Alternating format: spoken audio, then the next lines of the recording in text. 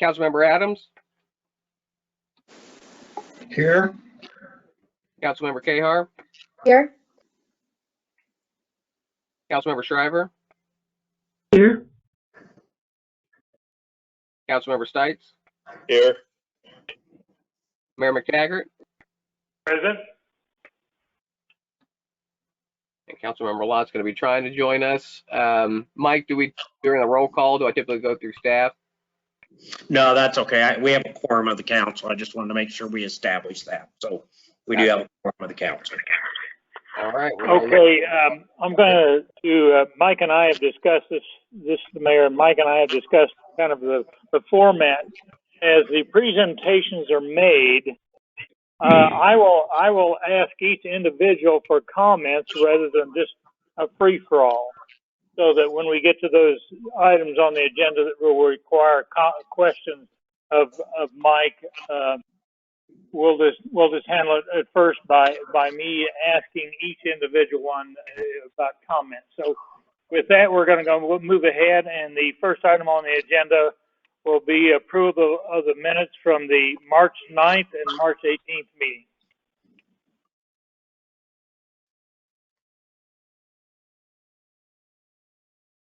Does that need to be in two separate motions? It does not. I make a motion that this is Chuck Adams, I make a motion that we approve the minutes for the March 9th meeting and also the March 18th emergency meeting. This is Stites. I said.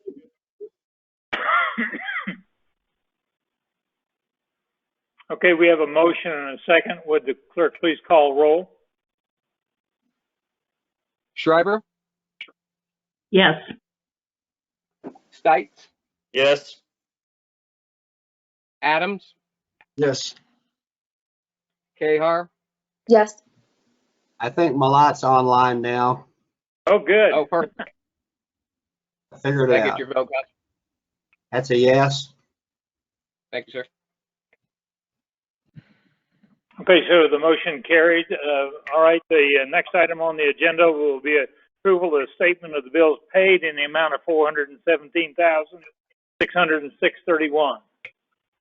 This is Stites. I make a motion to approve. Shriver, second. We have a motion and a second to approve the statement of the bills paid. Would the clerk please call roll? Shriver, Yes. Stites, Yes. Adams, Yes. Cahar, Yes. Malat. Yes.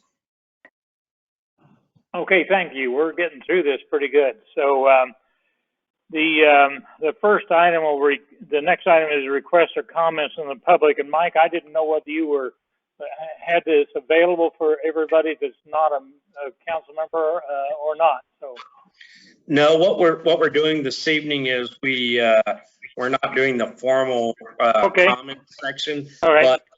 But Zach, we put out. Oh, that's right, Zach. people Okay. had comments, and I think he has a number of them to highlight, and we can include those also in the minutes. Zach, I don't know on others this way, but I can't see the entire presentation on the bottom, and I don't know. I just couldn't see the whole thing, but I don't know if that's just how it formats or not. So.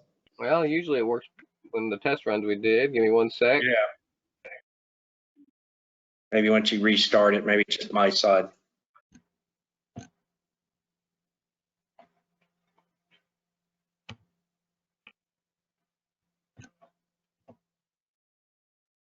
No, I see what you're seeing.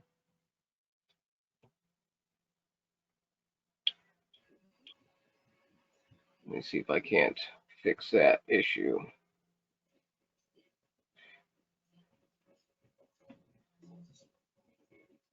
Or if everyone can see that for now, and I can read go ahead and go forward with the comments. Okay, would you go ahead? Yes, sir. William Schulenberg, 10141 Steel Road. His comment was, how aggressive is the city being on making Edwardsville a quiet zone with the railroad? And I should note that these comments were provided to me via email. I'm reading them in the order that they came in. And for a lot of these, I've already provided some preliminary responses, but we will follow up on items that we've not provided a response to as of yet. Linda Goodman, 723 Williamson. Her question was, how can we better prepare our city for a medical emergency? We exchanged a little bit more emails on that topic. She was referring to, or at least she brought up an example of civil defenses. The city of Edwardsville had one active in the 1950s and the 1960s. And I'm doing a little bit more background research on that. Mike was able to provide some context to civil defenses from that time. Jeff Body, 1205 South 103rd Street. Mr. Body's comment was, as presented, my concern is that with my evaluation increasing 12% and the COVID-19 and the resulting loss in income, such as sales taxes and casino funds, if much at all, how can I expect my city tax to go up 20, 30, or 40%? I know that city management and elected officials always want to increase services.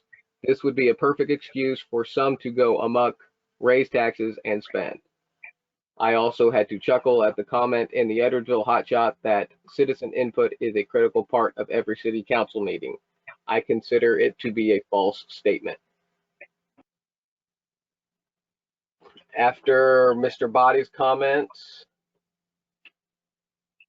we've got one from Aaron Shelving, 1701 South 102nd Street. I'm wondering if there's any plan for expanding internet. I currently only have access to satellite internet, as is the case for many on South 102nd Street and perhaps elsewhere. During this pandemic crisis, satellite internet cannot provide adequate service for those who need to work or learn from home. In fact, even outside the circumstances of a pandemic, it's not adequate as its reliability during a slight rain is dismal. When I realize this is while I realize this is mostly a vendor issue, I feel the lack of stable internet access disadvantages the entire community. People pay extra for hotspots to be able to work from home, or they simply purchase homes elsewhere where internet access isn't an issue. Adults and children can't use the internet to its fullest for educational and training opportunities because of its slow speeds and/or data limitations. Perhaps a concerted effort by the city to address the needs of its more rural citizens would encourage more vendors to make services available to all. And I've not yet had the opportunity to respond in depth to Ms. Shelving's comments, but we will do that. Mr. Lane Cooper, 1535 South 104th Terrace. His questions to council were, in referencing interfund transfers, note E, from the last state audit, that would be the 2018 audit, how do we justify transferring $93,000 out of the sewer maintenance fund to other funds having their own specific revenue streams? Those would be the transfers made to the general fund, the debt service fund, and the solid waste fund. Related to note E is note F, indicating the city is in violation of KSA 10-1113 as well as KSA 10-1121. These are the violations that were noted during the audit process, and I believe they were mentioned and reviewed during the audit presentation, but that relates to the negative balance in the solid waste fund at the year ending in 2018. As we explained at the time, that was largely a timing issue related to that transfer from the sewer fund into the solid waste fund. He asked what actions do we take to avoid the same violation during the 2019 audit? The 2019 audit hasn't yet officially started. We have provided some information for our new auditor to start working on that. And you can see in the financial report and the statement of bills paid that right now our unaudited figures show a positive balance ending in the solid waste fund for the year 2019.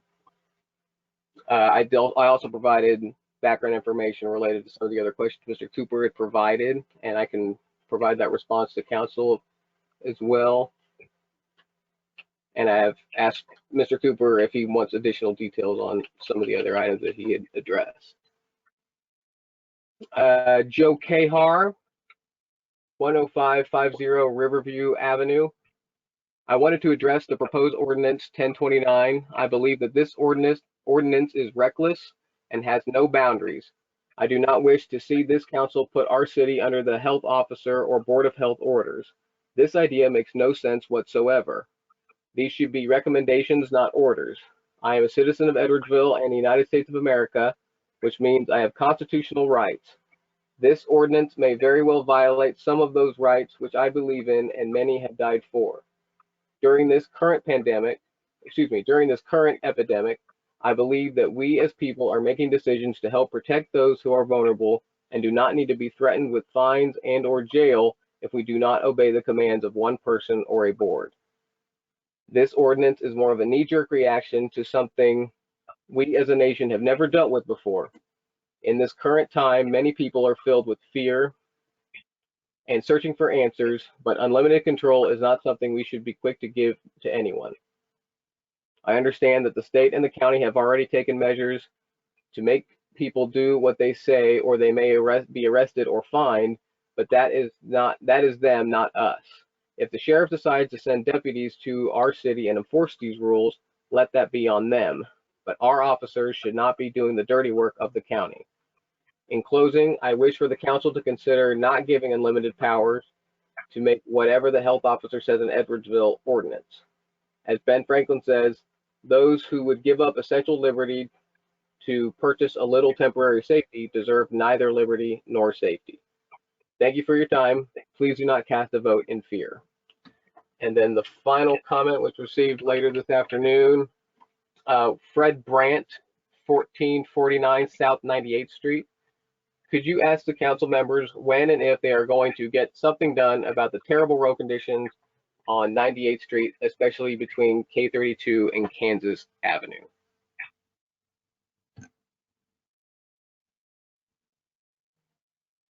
Those are the comments. Thank you, Zach, and I trust you will give a response to those inquiries and CC the council with your responses. Thank you.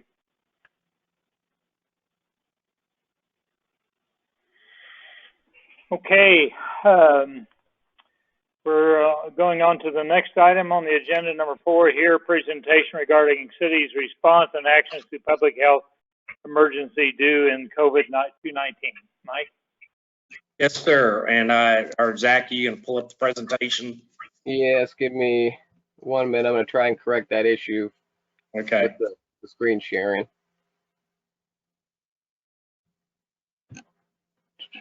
If not, it's okay.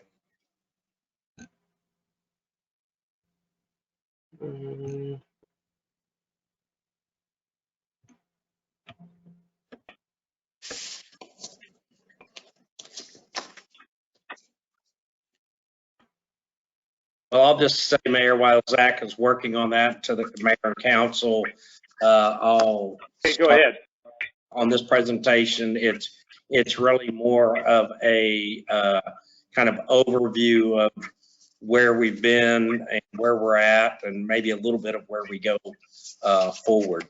And I know you all have the presentations, I think, in front of you. So, you know, as you know, we've been under this COVID-19 situation for, well, more than a month, but officially the first actions that were really carried out by all 3 mayors in Dock County and actually the other counties around us was a local state of emergency. And really that just gave us kind of the format to work from.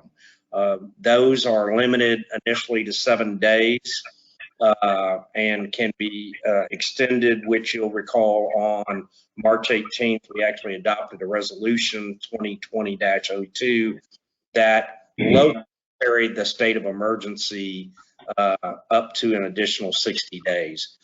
There really hasn't been any actions under the local state of emergency. Pretty much all the actions have been as a result, perfect, I think you got it, have been as a result of county issues. We did during that interim time is when we closed City Hall to public access. We continue to maintain operations and it continues to be closed today. We then moved to March 21st, which was when Wyandotte County Public Health Officer issued the first stay-at-home order. That was done in concert with Jackson County, KCMO, Wyandotte County, and Johnson County. So those 4 areas started at the county level, and then on the 24th, we had the governor issue her order prohibiting mass gatherings, which basically limited, no more than 10, if I recall. Again, all this happened very quickly. And then we had the statewide stay-at-home executive order. I will note, and this has created some confusion between the two. So effectively, when the state order came into place, for the most part, it overrode the county order. One of the things that we have right now is the state order is set to expire on the 19th. I'm sure there's discussions about whether to extend it or how to extend it or what those will be, but we still have the county order that goes until the 23rd. As I understand it, if the state order expires, the county order will pick up for those remaining 4 days. I could be wrong on that. There is a lot of discussions around this area, so it may or may not, there's still a lot of discussions. Kind of on the city timeframe or what the city has done, what we expect to do, we still have City Hall closed. We've had a kind of a limited staffing so we can keep staff, try to limit overlap. I mean, it's not completely possible, but just the way the City Hall is made or built, we can have people on the west side of the building, north side of the building, and the east side of the building, but we don't necessarily have to cross over in our time. So we've been doing that. We continue to answer phones, do business, work remote where we can, but most of the staff is working some limited staffing model right now to take care of the most basic of the operations. Like all the other entities around, we canceled our spring soccer season. I think there's still discussions about whether there'll be summer youth baseball. I expect that a lot of the health orders moving forward or the state orders will probably focus on these larger gatherings, and would not be surprised if some of those orders don't come down to limit gatherings, going in the future. Trying to assist our citizens, we for the last building or the one we're currently in, we waived any late fees. We know it's been challenging to necessarily access City Hall or maybe to pay their bills. And so thus far we have waived those late fees. We may revisit that again as we move into the next cycle. Court, they met early on and basically we moved all of our April court dates to May, and so we're working on that schedule. I believe we normally meet the first and third Thursdays, and so the plan is that we'll do a Thursday, Friday, and then 2 weeks later do a Thursday, Friday. It is a good opportunity for us to move our court operations over the community center, which has been our plan. We just haven't been able to implement it, so this might be a good time.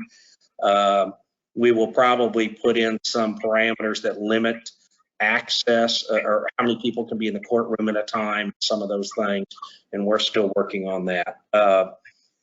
The community center itself currently really has 2 uses. We're not leasing it or renting it out, but it is the base for the school program. I talked to the superintendent the other day, and they're doing about 200 people a day are coming through the Edwardsville facility, and that's about 400 meals. So they do a breakfast and a lunch so 2 meals per person. So they're doing about 400 meals a day through there. We also have that facility just basically set aside that if we need to isolate staff for some reason, so we need a place to have staff be isolated so they don't go home or don't go to some other place, we have that ability to do that. Of course, the facility is fairly large, but it has bathrooms, it has water, it has a small kitchen, so we could use it if necessary in that case. We have not had to use that. We haven't had any staff members that have been in contact with a COVID person that haven't been properly protected, et cetera. Our trails are still open. They're like all trails, they're getting lots of uses. We are maintaining those, so we're continuing to mow the park. We're continuing to keep the trails open, the riverfront park. So we still have staff coming in and taking care of those kind of services so that people that are stay at home and need to get out and walk and use the trail and exercise, that they can do so safely, and we're keeping that clean. I would just note that from our fire department, from EMS, we have transported to date 10 patients that were either COVID-19 or probable COVID-19. We are aware that we've had one death from the community. A patient that was transported, as we understand, later passed away. For the county as a whole, when I checked it this evening, there's 336 confirmed cases. There's now 29 deaths. This morning was 24. Within the 111 zip code, which includes more than Edwardsville, there's 13 confirmed cases. So just trying to give you some background there. Statewide, and you probably see this, there was 1,376 cases reported as of the end of reporting today, and 62 statewide deaths. I would note, and I'm sure all of y'all have seen, that many of the cases, about a third of the cases and maybe a half of the deaths in Wyandotte County have been related to a single facility. Last I heard today, they had 90 confirmed patients out of 102 and 20 staff members and 12 deaths. But I don't know whether these newer deaths, whether they were from that facility or not.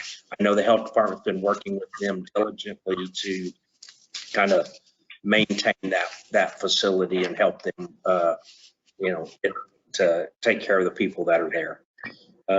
With that, there's a number of resources out there that you can go to, but we've been building kind of our own website resource. So if somebody doesn't want to try to look at the county and the state and the various resources, we've tried to put those up there, whether they're related to statistics, whether they're related to small business, whether they're the health orders, et cetera. We're trying to provide a place people can go to, and then it has links to go from there. So, looking ahead, I think the big questions that obviously everybody's asking is, what's next? What are we going to do next? How are we going to, get back to some form of regular operations? That's the discussions that are going on now, I think, locally, regionally, nationally. So I do expect there'll be some information coming out over the next couple of days relative to the statewide order, if they're going to extend it, modify it, and how they're going to address it. And I assume that will probably direct what goes on in Wyandotte County. I will say that myself and the mayor and Zach are on daily calls that includes our counterparts in Bonner and KCK, along with the public health officials, all of the school districts, and the hospitals. And when I say school districts, that also includes the community colleges, Donnelly College, the Med Center, et cetera. So we're staying actively engaged. Budgetarily, I think it's kind of too early to know the outcome. I know there was a comment earlier about, loss of sales taxes, et cetera, and so forth. Certainly, we'll probably see some downturn in sales tax. What'll be interesting for us is what happens to our use tax? Because if people have stayed home and they've ordered at home, those sales that maybe would have occurred outside the city because they would have gone to a place and bought something, if they buy it online and have it delivered to their house, then the sales tax gets calculated to the city. So clearly the closing of the Legends and things of that nature will have impact on us through the portions we get through the county city sales tax and use tax, but locally it may not be as much of a hit. I think the other benefit for us at this time is that from a business tax base, and if you recall, about 70% of our property tax comes from our business side.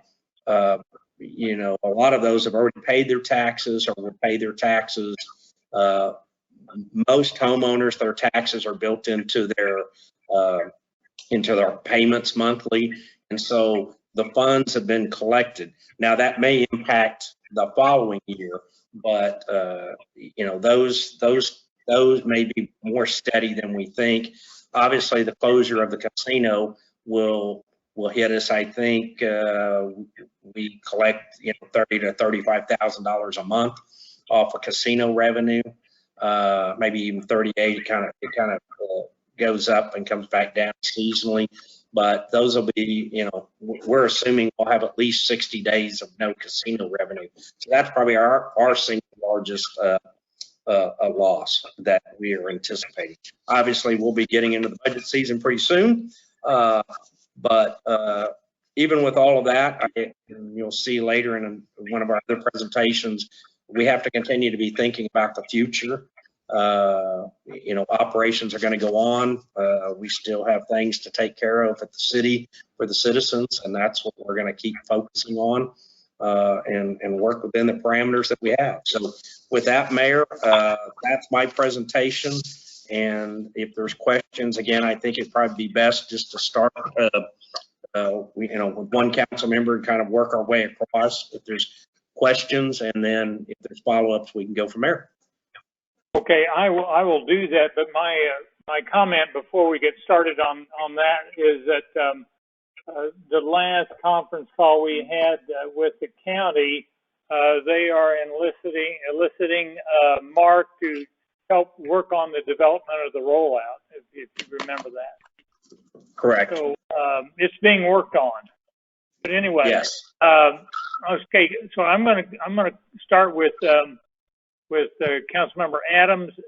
Any questions or comments? No, I just wanted to comment that the resource page and the services that we're providing you're doing an excellent job, and I appreciate it. It's very professional and well done. Zach is our communication expert. If we did one thing, we talked about being able to better communicate, and Zach has taken that council goal and taken it to gold level. So if there's other resources out there that the council thinks should get shared on that site, feel free to send them my way, and we'll incorporate them best we can. Okay, Councilman Kahar.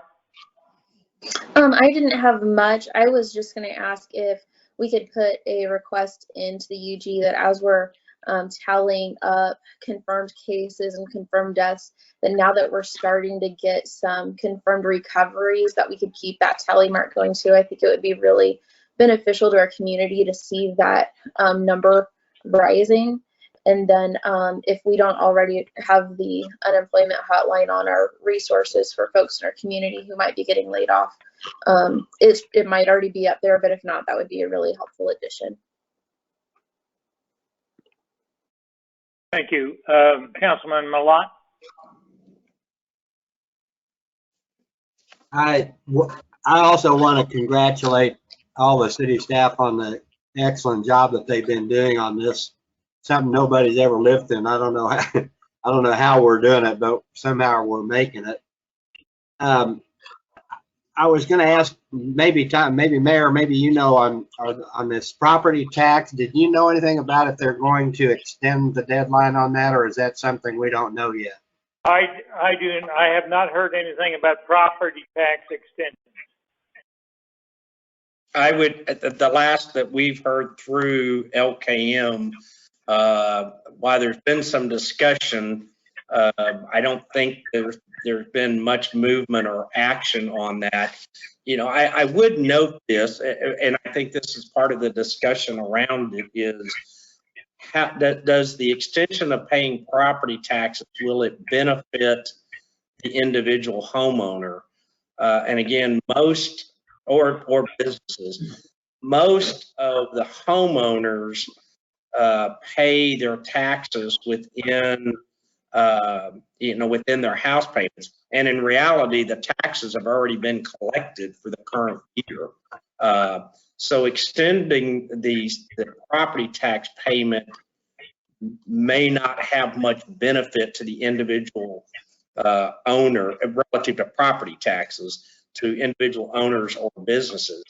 Part of the downside, or part of what they're trying to work through, is for many communities, we are having to, as entities, ramp up what we're doing. And if we cut the resources off, it may make it more difficult for us to serve the community if those resources are held back. And quite honestly, if somebody's paying those taxes within their mortgage, the beneficiary is the mortgage company keeping that funds longer. And so that's kind of the discussion that's going on out there, is what impact will it have in real relief to the individual property owner. Zach's been on a number of LKM calls, and he may have some more to add to that, but that's generally where the discussions have been. And this is Zach. Okay, I don't well, really have anything more to add to that, to Mike's comments, but other than to confirm, it's been floated out there as a possibility that that deadline may be extended, but I don't think anybody's heard anything for sure. Okay, and then the other thing I wanted to ask, is there a little bit of controversy on the police department wanting to cite people for this, violating stay at home and so forth, or are we involved in that very much? How bad is it in Edwardsville for any of those kind of violations? Well, I know the chief's on, but I'll address this. And we haven't had it reported to me anyways through the chief, and we talk pretty much every day. We haven't had any situations where we've had to cite consider citing somebody or to take actions as it relates to the public health side of it. And I know we'll talk more about it in the ordinance here in a minute. But I'm not aware that we've had any situations where we've had to use, so to speak, the power of law enforcement to enforce people not gathering in large groups, or a business that's open that probably shouldn't be open. Again, our purpose is to help educate people, help make sure people are safe. Working with the school, make sure people are being fed. That's our focus. We're not in a position where we're out driving the streets looking for situations to try to enforce. That's just not what we're doing. Okay, thanks. That's all I've got for now. Thanks. Councilmember Schreiber. Yes, thank you, Mayor. I'd like to thank the staff too, the city staff, police and fire department, all of the staff at City Hall. I know all of you have, it's a little different world we're all living in, so everybody's had to make do and work here, work there, probably work long hours, so appreciate everything you're all doing. I would like to commend Zach too, since I do know he is the lead on the communications.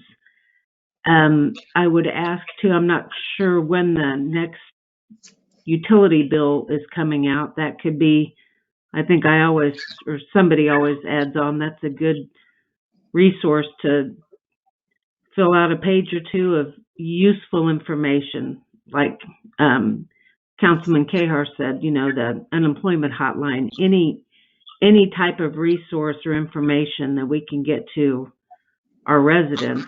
And then I'd like to add one more thing too, that the mobile home park does not get the utility bills. So whatever information we're going to give to the residents, if there's somehow some way you could get it to the residents at the mobile home park, the same information that everybody else gets.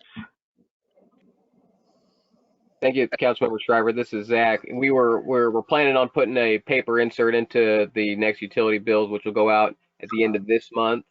And that'll have information as much as we can fit related to the local resources that are out there. So kind of just a hard copy version of the help site that we've got going with the helpful web addresses and numbers and contacts and offices and whoever.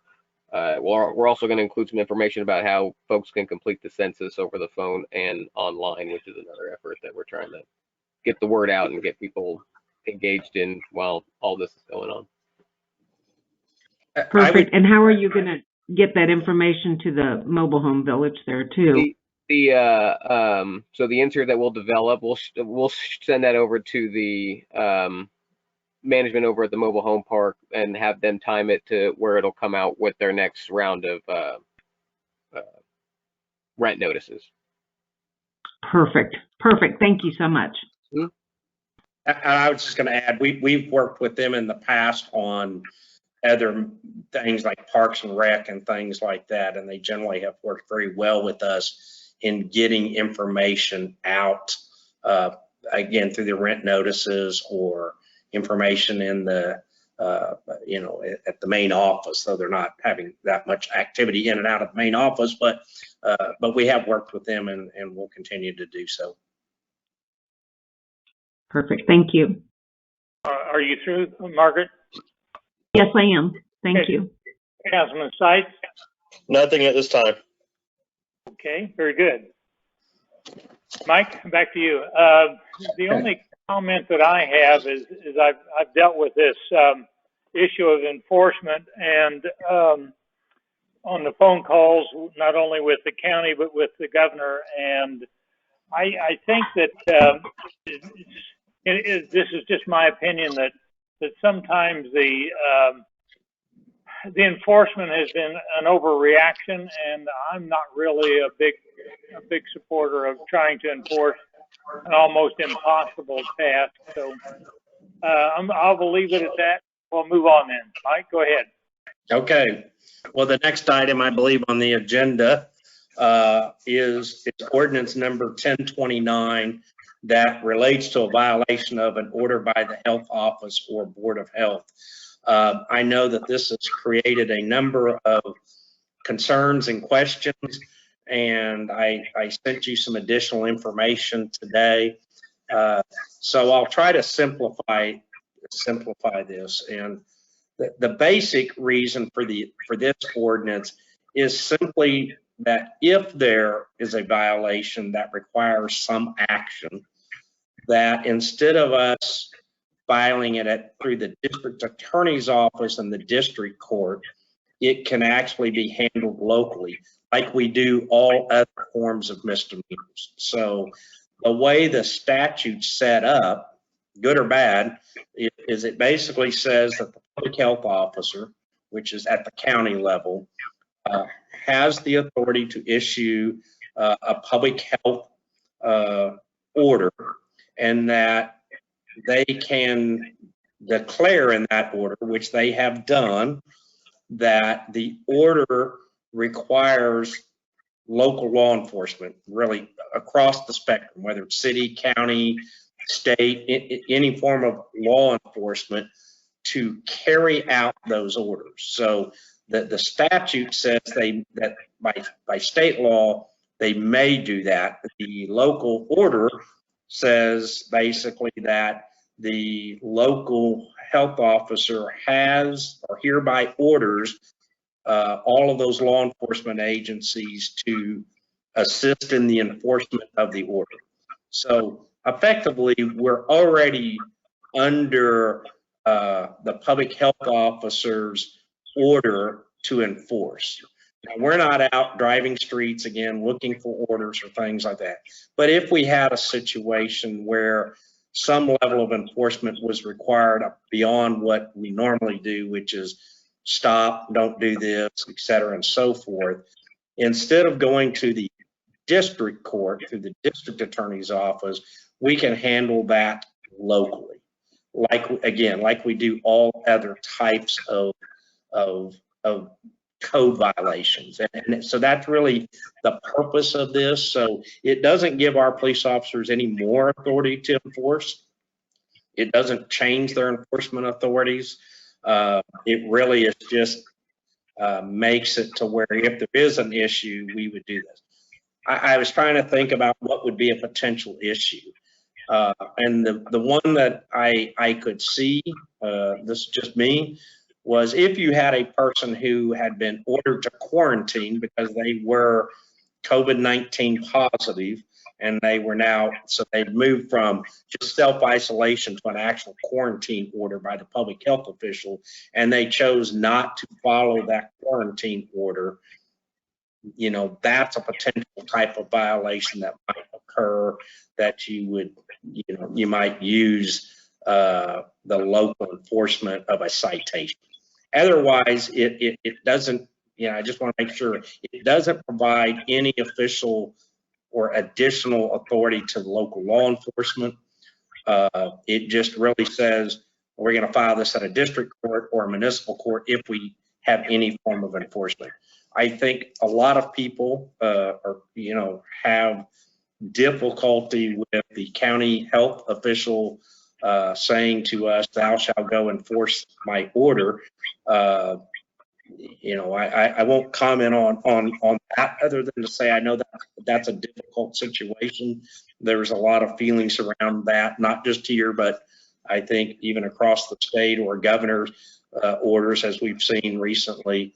But again, purpose of this ordinance, and we would have brought it to you weeks ago, except we didn't have a meeting, was it just gives us the ability to handle a local issue locally instead of taking an issue and moving it to the county to handle. I know both Lisa's online, Chief Matisse is online. I don't know, I might just ask quickly if either one of them wants to add anything, and then happy to answer questions. So Lisa, do you have anything from a legal standpoint just to add real quick?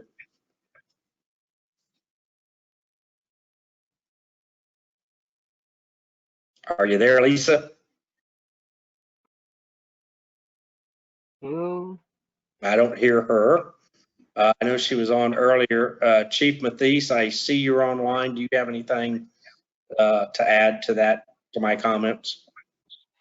No, Mr. Webb, I think that was a good explanation of it's fairly simple. This in other communities across the state have done the same thing, but did it earlier than when we're doing it because we missed some meetings. But essentially it gives it's really about where, if that serious violation happened, we would be able to cite them into municipal court. That's really the bottom line. Thank you. Also, I believe too that, Mike, if I'm not mistaken, recently the Supreme Court, state Supreme Court, issued a ruling on the ability of the governor to. Well, the real issue on the governor's situation, I don't let them get confused. That was really about whether the Legislative Coordinating Council has the authority to override an executive order of the governor. Okay. I thought that had to do with enforcement. Excuse me. Go ahead. Not really. It just whether they had, really the case came down to, do they have an authority? Does the Legislative Coordinating Council, which is a small group of the overall legislature, do they have the right or ability to override an executive order where the law says that the legislature can do that? That in the end was really the case. I know it got a lot of publicity, but again, relative to this, it's just about if there is some form of a citation, where does it get filed? Do we handle it locally or do we turn it over to the county? And it's not the county, it's still us. We just have to go through the county. So the county isn't going to take it on. We simply have to now go to district court and through the DA and those types of things. So it's really about location, but I know there's questions, and so we will stand for questions. Okay. Are there any other questions or comments? I assume you're going to go down the line, Mayor, as we did, starting with Mr. Adams or Councilman Okay, Adams. I can do that way. Yeah, that's a better deal. Okay, It's just Councilman easier to Adams, do. do you have any more comments? I guess I have grave concerns about the order. I think we are, first of all, trying to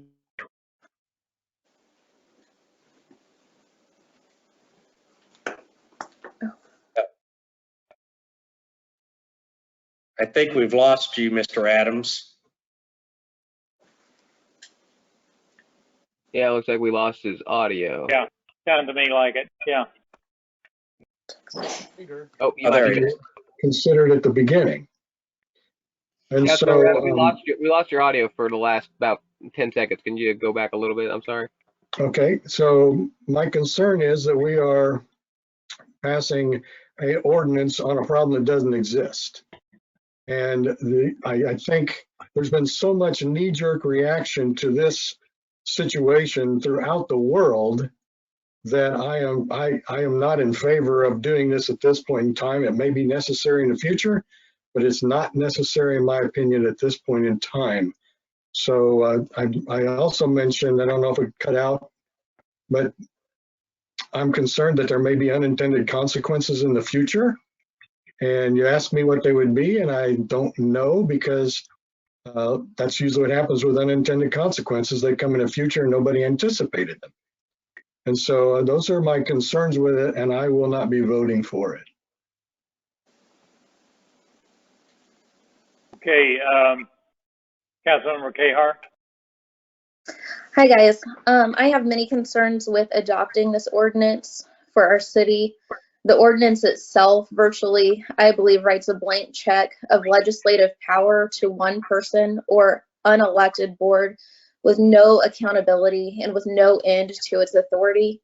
I am not comfortable having any ordinance on our books putting our police officers under unchecked authority from outside of our city.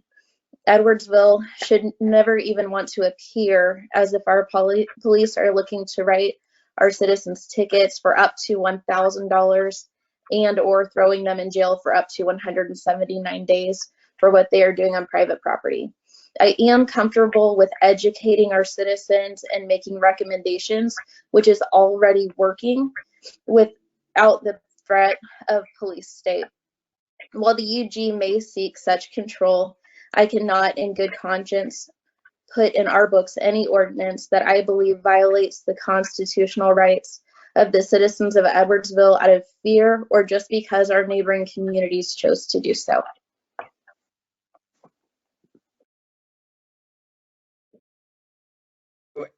Thank you. Are you finished, Carolyn? Yeah, I was just going to say, we lost you for just a little bit, but I think we got the overall gist of it, but we did. I think most of it was captured on the recording. Okay, thank you. Councilmember Malat.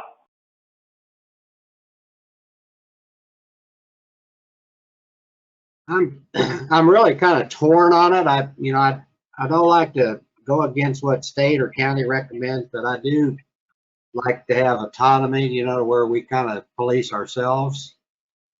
I think that if it wouldn't take any chances of future grants or money received from the state or the county or anything, and if we were sure that it wasn't going to affect that, then I could be in favor of it. But I'm feeling like maybe they're overreaching a little bit on what they should be doing. So, like I say, I'm kind of mixed on this.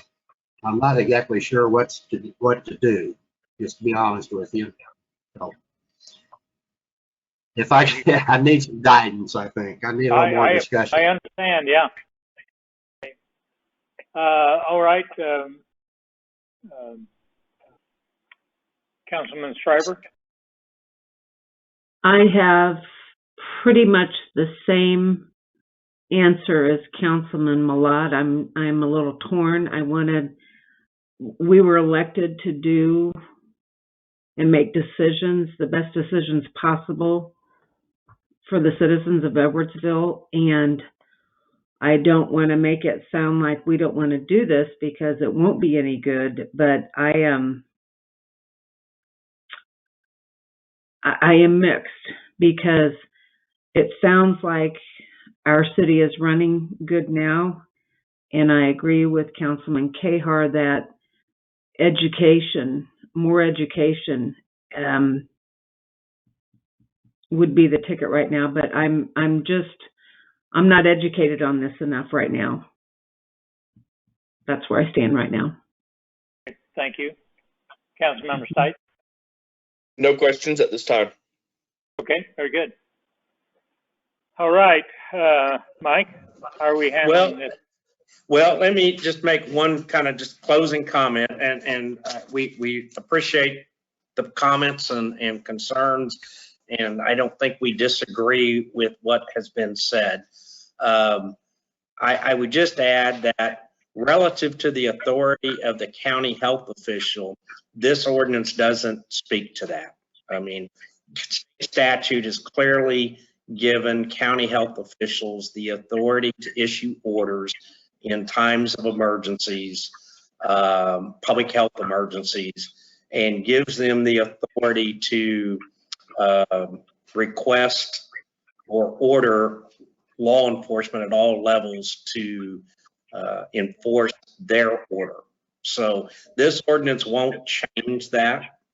Again, the fundamental part of it is it's really a local control issue. I mean, fundamentally, that's what we're looking at is if we have to do something, we'd rather deal with it here in Edwardsville than deal with it at Wyandotte County, as we do all other misdemeanors. I think the point was made, you know, we haven't had a problem, so do we need to address an ordinance for a problem? And I would just simply say we have lots of ordinances on the books, and probably some of them shouldn't be, but that are dealing with violations that may occur. Again, this is just really about where we would file the case. That's you know, if there's not a public health emergency, you know, in order, then this piece of the code of ordinances would only apply during times of public health emergency. That being said, Mayor, I think I know people have strong feelings on this. We'll continue to do what we have to do, and we'll continue to educate the public, which is our primary focus. And if enforcement's required, you know, we'll do that. Again, that's really our last straw, and that's true on everything. I mean, we don't start off with the enforcement side. We always try to find solutions first. So that's about all I can say to it. And I think it would be, unless there's other comments, appropriate for you to ask for, you know, whether there's a motion to approve it, or if there's not a motion to approve, then it'll die for lack of a motion in a second, and we'll move to the next item. Okay, so we are at a point where we would need to either have a motion or not a motion to pass ordinance number 1029. Is that correct, Mike? Yes, we need a motion to approve ordinance number 1029. Okay. And because you would make a motion does not mean you have to vote for it or in favor of it. So that's correct. It's up to the council, whatever your wishes are.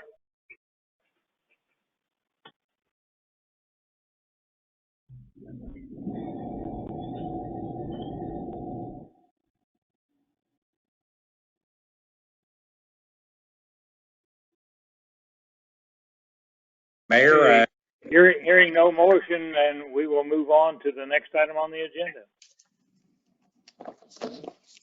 Thank you. Which is the here presentation regarding utility bills calculation and payment procedures. Yes, Mayor, this came out of, actually, this was out of our last, I hate to say real meeting, but the last meeting we had in person. There was a couple of citizens that raised questions on their specific utility bills, which I know we've met with both of them. But there was also a request from the council to provide an overview of how we calculate our utility bills, which include sewer and garbage. So we don't do water.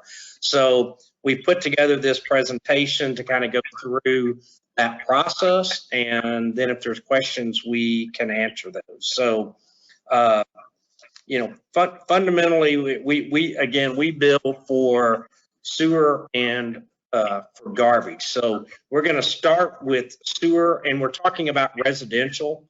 Can you go back to the, oh no, I guess with the thing. So we're talking about residential, and so we, like almost every place, use what's called winter averaging, and winter averaging just helps level out the bills. Most people's lowest water usage is during the winter months, and obviously it increases in the summer months. And so we calculate, for us, we calculate our winter average in December, January, and February. So we get monthly water reports, and then that's where we start at. You're getting a little ahead of me there, Zach, but that's okay. So we use winter averaging. That basically allows the consumer the best benefit of water usage. You will notice on bills that we get, we use what's called CCF, and you'll notice that that says centum cubic feet, or it's basically in 100 cubic feet. So that's how water is measured. Most of the time, sewer is measured in gallons per 1,000 gallons, and some places measure water per 1,000 gallons. So there's a little bit of a follow-up on converting those from one to the other. But for our sake, VPU reads meters, as you know. They then provide us with the data. We take that data for December, January, February to calculate an average, winter average. And again, that's in CCF. So if we go to the page, Zach, there you go. So people always wonder this, I don't know why, but a CCF is 748 gallons. You may hear from time to time the average water user uses 4,000 gallons or 6,000 gallons or 10,000 gallons. There's different numbers that float around out there, but a CCF is 748 gallons, fairly small usage. We've taken an example here. So this particular person, their December bill was 2.7 CCF, their January was 2.3, and then their February went to 2.9. If you average those three numbers together, you come to 2.6. But we, as does the water company, round those to whole numbers. So everything is calculated on a whole number. So 2, 3, 4, 5. We always move up to the higher number, because if you took 2.3 and went to 2, then you wouldn't be capturing the full amount. So it's pretty much standard, industry standard, that you roll it up to the whole number, and that's what we do. So if we go to the next page, so we start off with that winter average. We then add, so in this case, it would be 3 CCF. We would then multiply that times $3.87. That's the rate we charge per CCF. We add our base rate in there, which is $24.95. And that gets us to $36.50 per month, or since we bill every 2 months, $73.12. So the next slide, there's always the question is what's normal usage? Overall average in our community, which is pretty much standard nationally, is that around 6 CCF, which is, I don't have the math right in my head, but around 45 to 5,000 gallons. So that's fairly typical for residential usage. Obviously, you have some households that are smaller. They may only have 1 or 2 people in them, and their usage would be much less, 2 to 4. And you have households where they've got several kids and lots of showers and lots of usage like that. And there's, you know, maybe we have some that are 10 and 12 CCF on their winter averages. But generally speaking, the average that we have across all of our utility customers, residential customers, is 6 CCF. And if we have a customer that hasn't yet established a usage, then that is what we use for their first billings until we get to the next winter averaging cycle, which again, when we send out the March bills, those are updated with the current winter average. So I think there was some questions about, so what is the sewer fund pay for? I think you'll recall in the past, there was the county charged, and so they were collecting for pretty much all the supposedly maintenance and operation side, and then we were charging a small fee to help offset some of our debt that was related to sewer. In reality, people were paying twice because all sewer bills or sewer revenues basically always include the maintenance and operations, so the lift stations, the pipes, the manholes, the treatment, and then debt that are sewer related debt, and then generally you keep a cash reserve in your fund in case there's reductions in sewer flows, etc. So we treat it exactly the same thing. So today our sewer is the only sewer bill somebody in Edwardsville should get. So if they're getting a bill from the UG through BPU, they need to say something. So this is how we pay for we have one person assigned to the wastewater department, pays for the 4 lift stations that we maintain. It pays for all of the lines that we have in the ground. And as we've transitioned, the sewer fund will pay 100% of debt related to the sewer fund. So we still have a little bit left over from long ago debt financing where it wasn't really calculated separately, but that's where we're at now.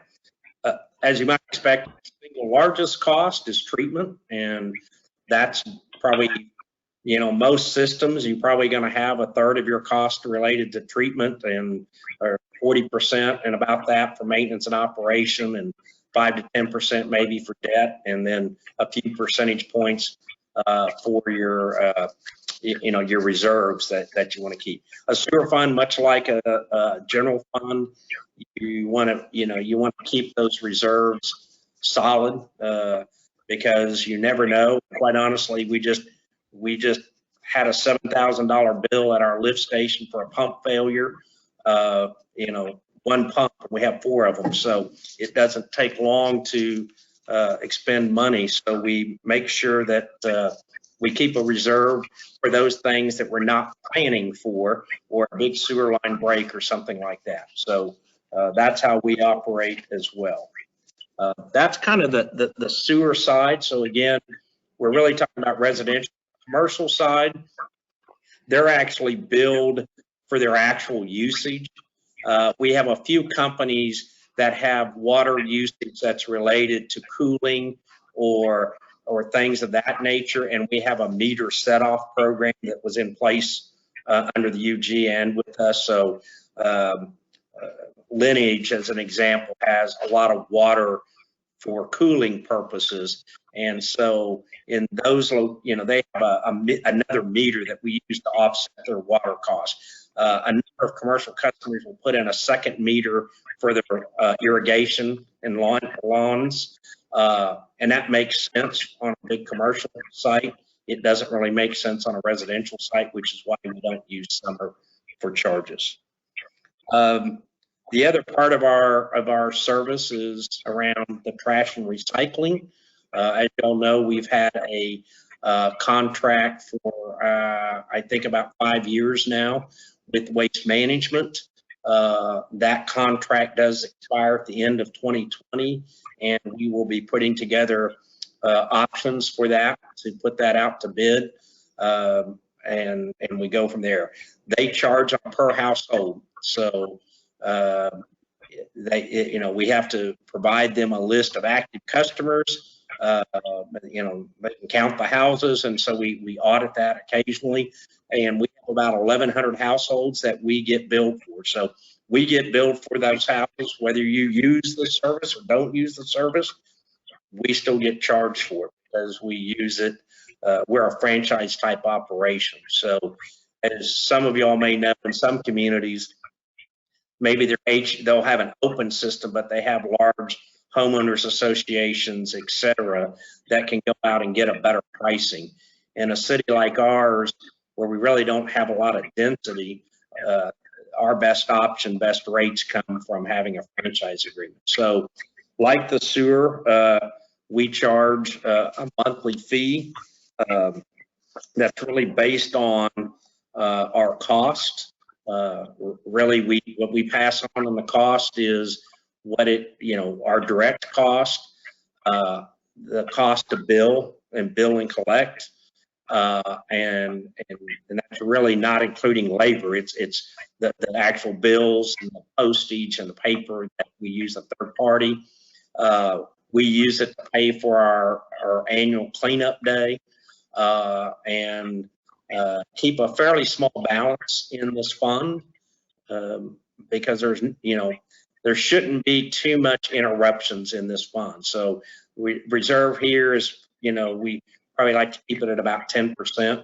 As you know, we're a little behind. That's kind of what triggered the issue in the prior audit. This was the fund where basically it was a timing issue. We didn't have cash reserves, and we'd moved from a billing cycle where we billed in advance to a system where we billed in arrears, and that's because we took on the sewer. So it just impacts us.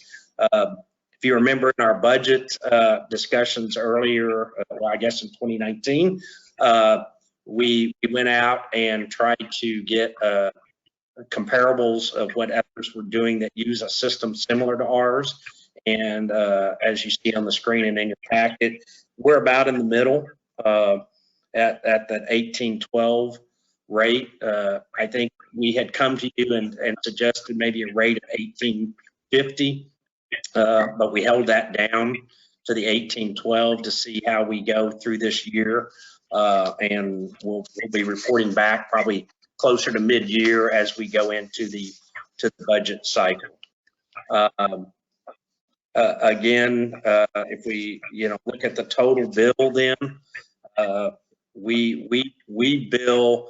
So a lot of places bill every month, but generally, if you have a water system or electric system, you have to do that. We elected some time ago to help keep down the cost of billing to do it. Originally, we did it on a 3-month cycle. When we started adding sewer in, we moved it to every 2 months. It didn't change the amount of the annual bill. It just changed how often we bill. But so we send our bills out on the even number months, and they're due on the 15th of the odd number month. So we sent a bill out in February. Our next bill will be coming out here in April, towards the end of April. And so that's how we've done it. It always includes the sewer and the trash. And as it says at the bottom there, if we take that customer that we looked at earlier that had 3 CCF, their basic bill every 2 months would be $109.36. So again, that's for 2 months. So that's around $55 a month for sewer and garbage. And I think you would find that's pretty comparable to the services in many other places. We have a couple of FAQs, and some of these I know we talked about, but early when I came here, we went to a charge basis for garbage, and ever since we've heard, well, we used to get free garbage. So I just want to reiterate, we never got free garbage. We always got charged. We just placed it on people's tax bill. And the problem with that was it wasn't a fixed amount. It was just built into the tax, the mill levy. So if you had a property of a higher value, but you didn't use much the garbage service, and you have somebody else that maybe pays a low amount and used a lot of the garbage service. There was no equity in the system, so it was never free. It just, we changed it to being a bill versus a tax. We often get people say, well, I've got a septic, why do I pay sewer? If they're on a septic system, they shouldn't be paying sewer. We don't get that very often, but occasionally we'll have somebody ask, and I can tell you, over time, we found a couple where they were in fact on septic, but everybody had always told us, or everything we had said that they were on sewer. Some of that came over when we took over the sewer system from the UG. We assumed that the data was accurate in the sense of it was or wasn't on sewer. What we do know is there was a lot of people who weren't being billed a sewer that actually were on sewer. So as parts of the city grew, for some reason, they never got put into the sewer system. When we brought it over and audited it, if you were on sewer, we billed you sewer. So we've had some people say, well, I never paid for sewer, now all of a sudden I'm paying for it. Well, they should have been. They got the benefit of not paying. We certainly didn't go back, and I don't believe the UG tried to go back and collect those. Overall, again, our bills, our rate went up 3%. So the rate may go up, but depending on the person's individual account, it may have gone up more than 3%. So somebody that was at a 2 CCF, but now they've gone to a 3 or 4 CCF, would certainly see an increase because they're using more water and therefore more sewer. And so even without a rate increase, they would have seen an increase in the bill. But what we approved at the council level was the 3% change in rates.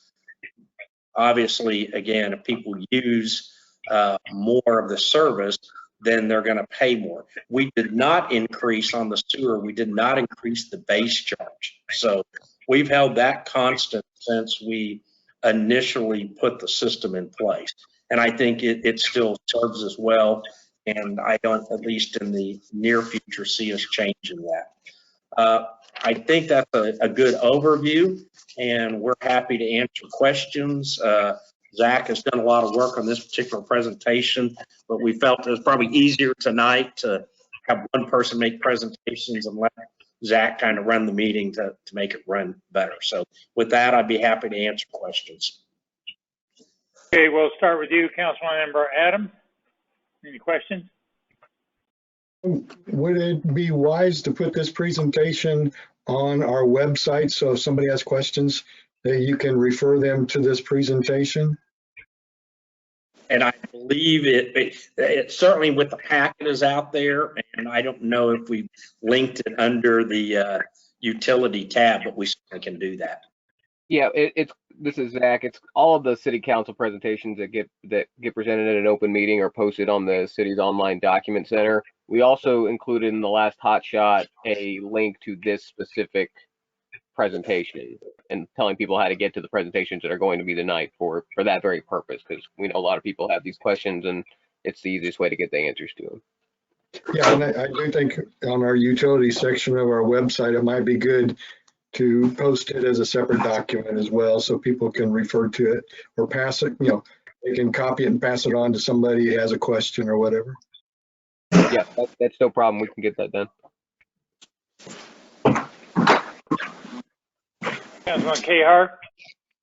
I don't really have anything to add. Thank you for putting that together. I think that was really helpful in explaining how the bill is determined for folks that might have had questions. And I love that you already have the phone number there at the end for if they have additional questions. But no, thank you very much. I appreciate that. Thank you, Carolyn. Garrett? I appreciate what you did on that, Zach. You made it a lot clearer to me, even though I'm just not a septic tank, but it's understandable. And I think when it compares with the other cities, I think we're right in the ballpark where we belong. So thank you for that. Thank you. Margaret? Yes, thank you, Zach, for putting this together. It's extremely helpful. I I do like the last part too, where they can call. Have you had many people call? And I think you did say that you did handle the questions for the 2 residents that did come to the last meeting we had. Periodically, and this number actually goes to Heather Jones, our office administrator, who's at the front desk, and she does a really great job of walking people through their bills. And we'll get calls, just general questions on how their utility bills put together kind of throughout the year, especially as new people move in. Gotcha. So I don't really have a firm number to give you how many we get, but it's it's a number greater than 0, and it's consistent throughout the year. Sure. And Sure. on that No. other comment too, we have there was 2 individuals at the last council meeting who raised some concerns about this. I have been able to touch base with one of them, and the other I've kind of playing phone tag with them, but we've got all their information ready to share with them as soon as we get in touch with them. Perfect. Thank you again. That's all I have. Thank you, Margaret. Chuck? Nothing at this time. Okay, very good. Thank you, Mike and Zach. Well, especially Yes. Zach. Thank you very much.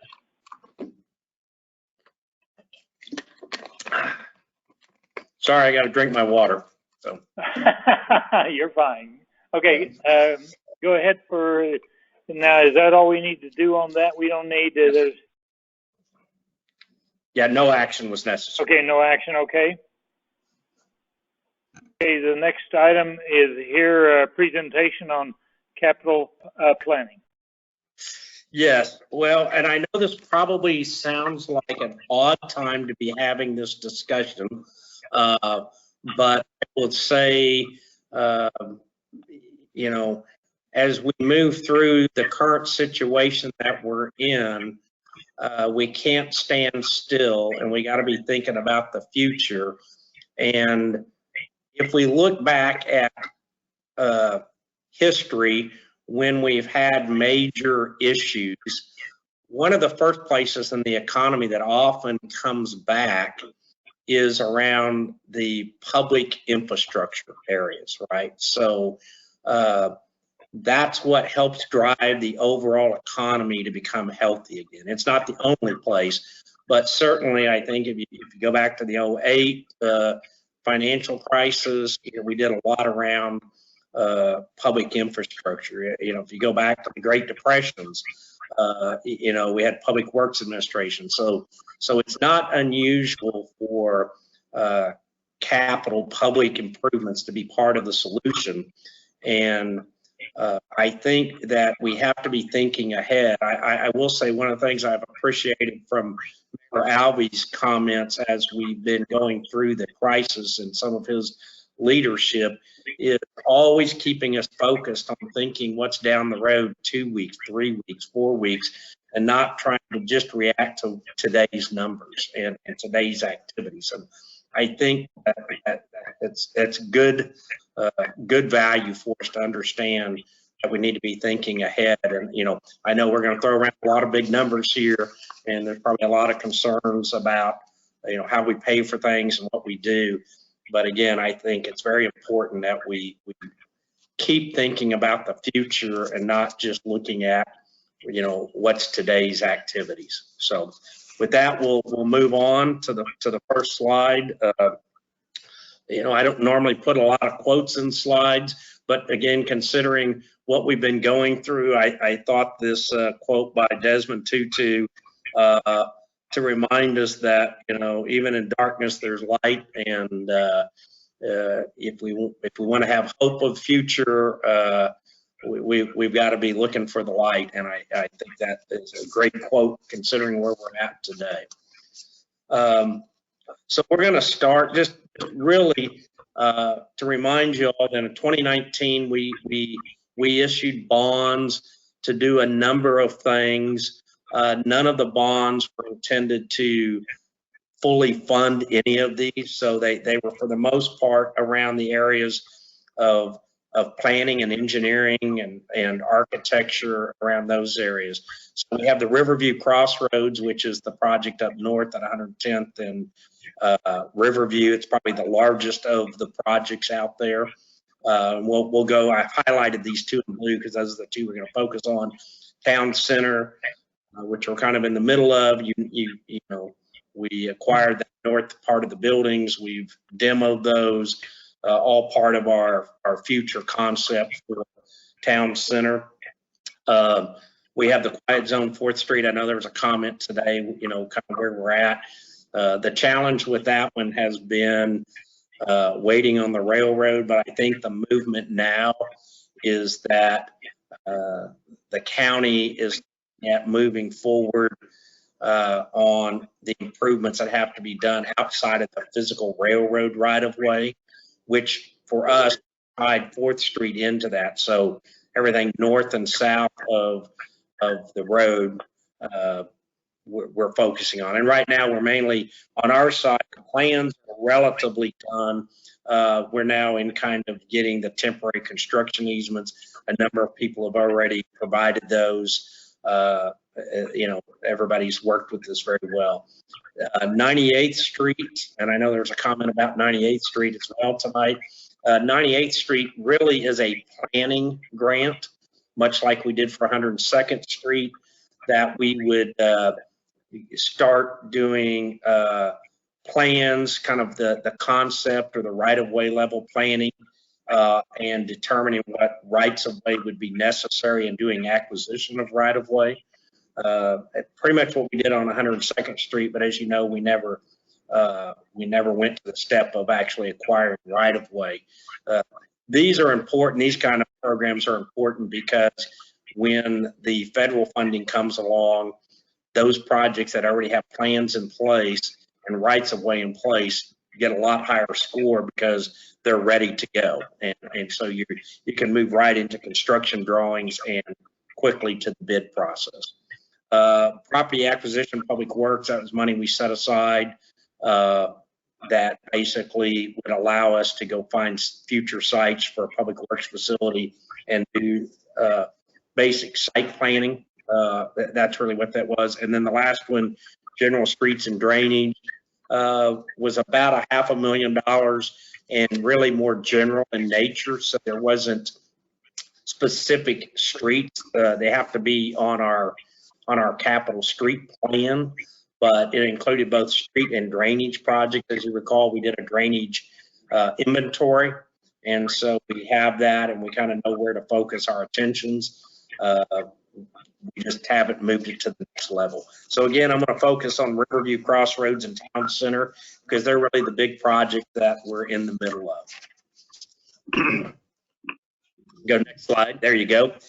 So where are we at on this project? Again, as you know, it's a partnership with KDOT, but we consider it a KDOT project. So we prepare the plans, we acquire the rights of way.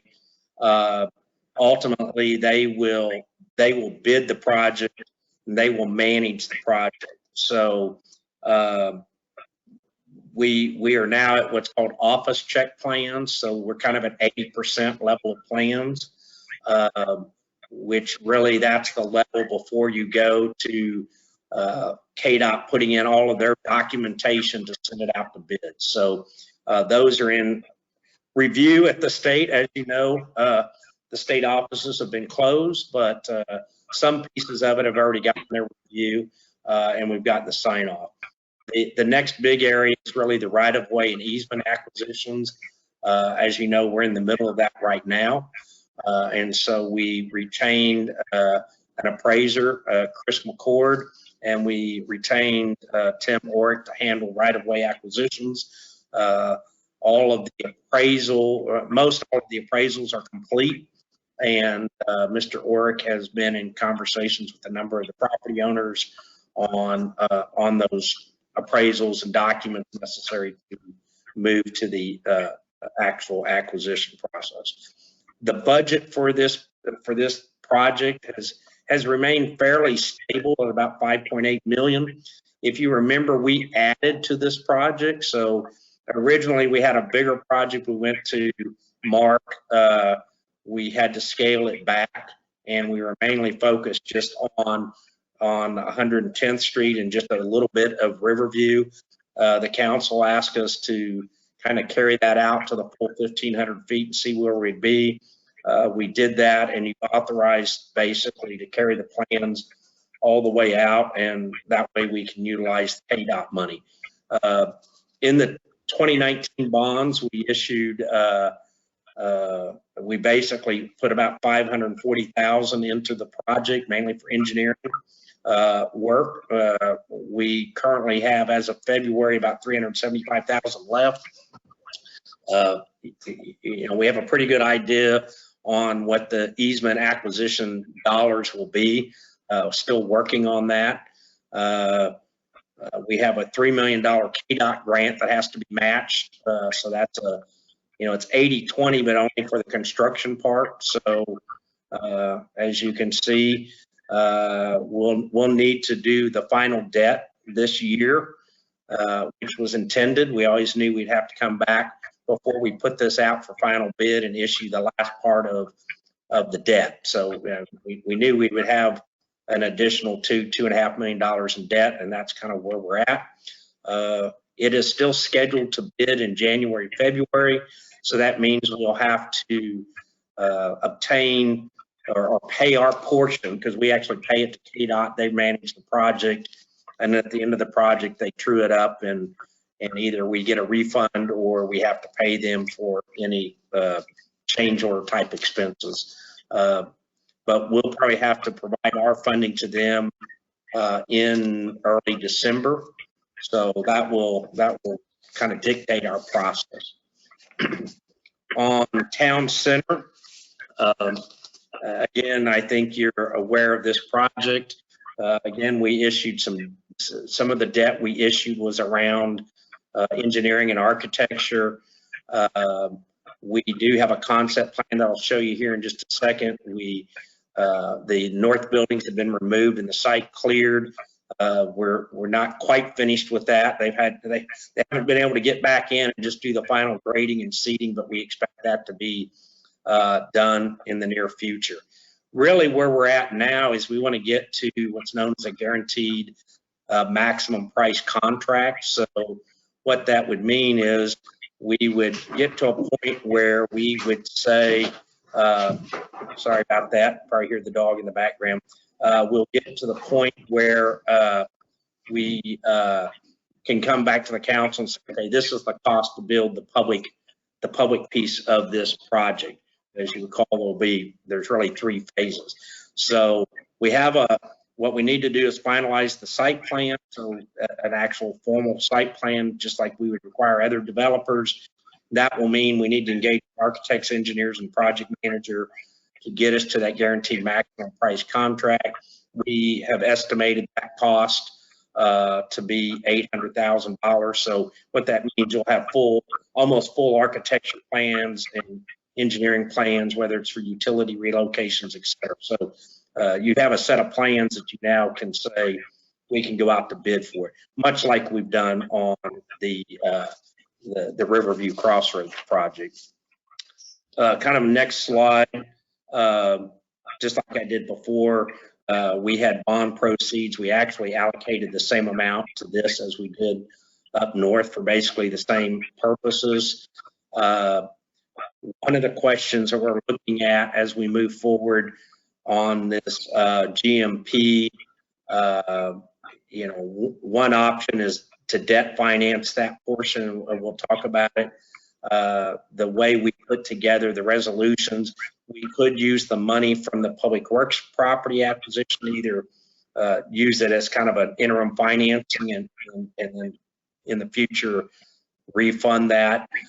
There may be parts of this project where we would use the Economic Development Fund or the sewer fund. So we know we're going to have sewer relocations as part of this project, and we have used economic development dollars on those types of things in the past. So it's potential there. Future debt, obviously this is a big project and it will take future debt. I say 10 to 15 million. That's somewhat of an estimate, but we have to remember we're effectively on the public side building 3 buildings and renovating one that we'll then use for sale or lease for private, and preparing everything for the other development that will be all private housing and retail. So we know there'll be future debt. until we get the final plans on the buildings, we don't really know that, and that's really the purpose of the guaranteed maximum project. The next slide is kind of just an updated site plan. I know it's a little hard to see here, but what you see on the left side, and the reason it has to work this way, is the left side is phase 1. And so as we've discussed, before we can do anything, we have to be able to predominantly get the fire department out of the existing fire station. And if we're going to build that part of the building, it just makes financial sense to build a new public facility. Then we would go over to the fire station and we would renovate that building for tenant use. And then the third phase in the middle would be a combination, basically 3-story buildings, 4 of them. That would include multifamily. These are at, market rate multifamily. On the back side of the first floor and the second and third floors, where the front pieces would be our retail. And so the retail, for example, the liquor store that's already in this site, or the hair salon, or other retail or office uses, this is where we would manage those. It still gives us some of the common public areas that we talked about, but it lays out well. It allows phase 1 to be done while we still have what we have today in place and working through that. So this is kind of the best phased approach that's been put together by KBS and Bartlett and West and Arc Images, which are our partners on this. I do know that Kyle with Arc Images and Dave with KBS are on the line. So later on, if there's questions on that, we can address it. So I'm going to move to kind of the financial picture, because obviously all of this takes money, and we all know that. So starting at the base, right? So we're doing these by budget year. So we're in budget year 2020, and when we did budget year, we had a assessed value of around $69.6 million.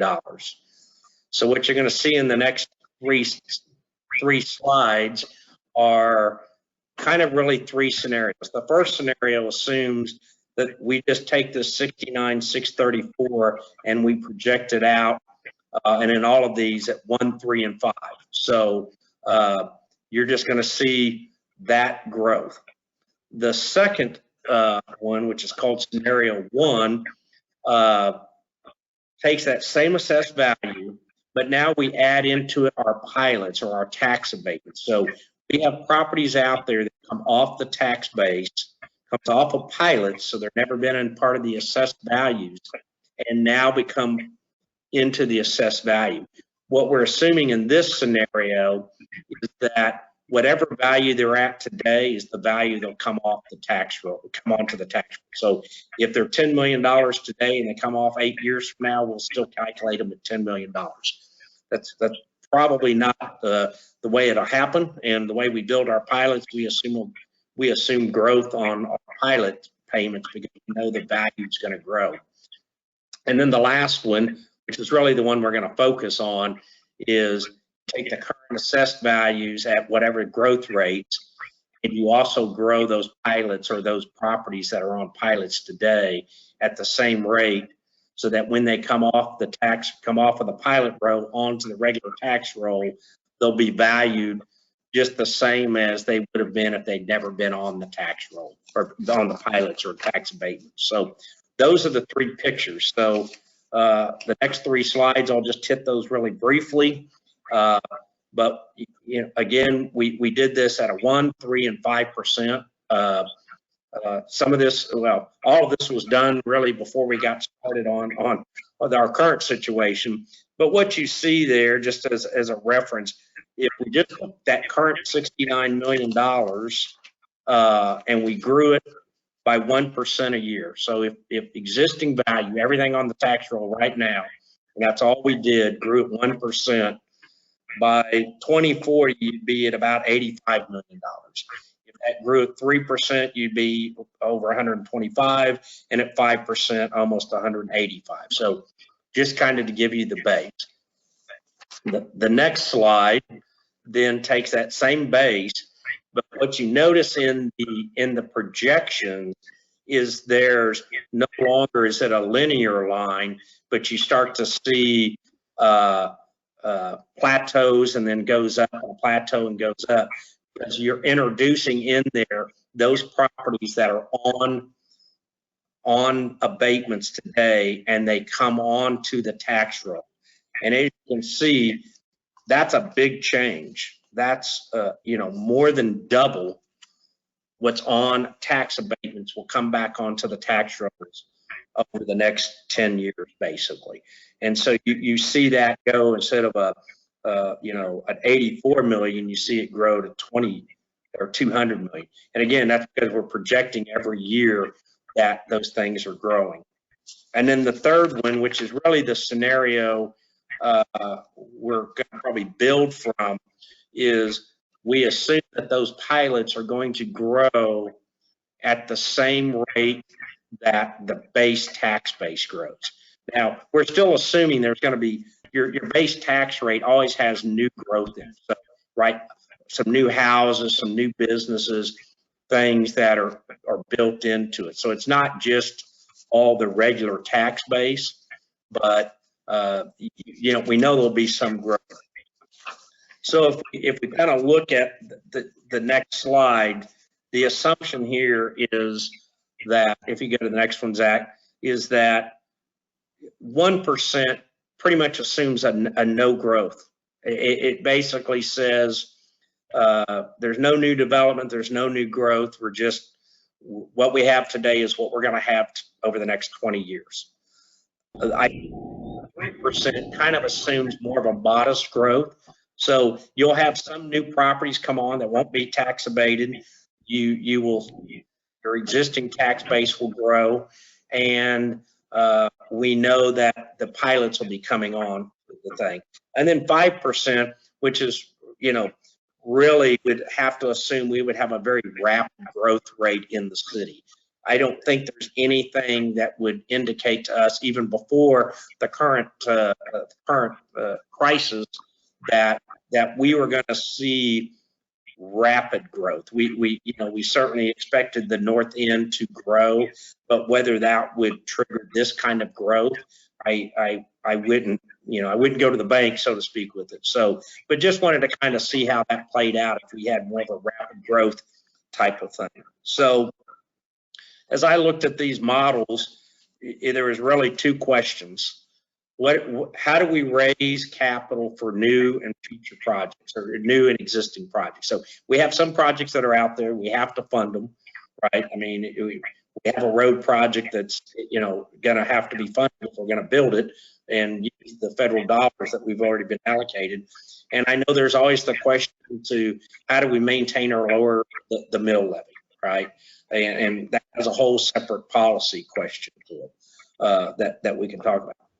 Now, I'll say here, this is all about discussing around the interest and sinking, or the debt service fund, which you can take these same projections and then start applying them over on the maintenance and operations side. So if you're growing, that growth applies to both sides of the equation. We're mainly focused in this presentation on the debt service side. So if we move to the next thing, this is our current debt service picture. And what you see there is in 20, which we're already budgeted for, in 2021, we're in excess of $1 million, not quite 1.2. And then we drop off to about $700,000. So we have a fairly significant decline in what our debt service is. Now, the difference between the green and the yellow is this. The green is money that comes from other transfers to the debt service fund. So as I said earlier, sewer will pay 100%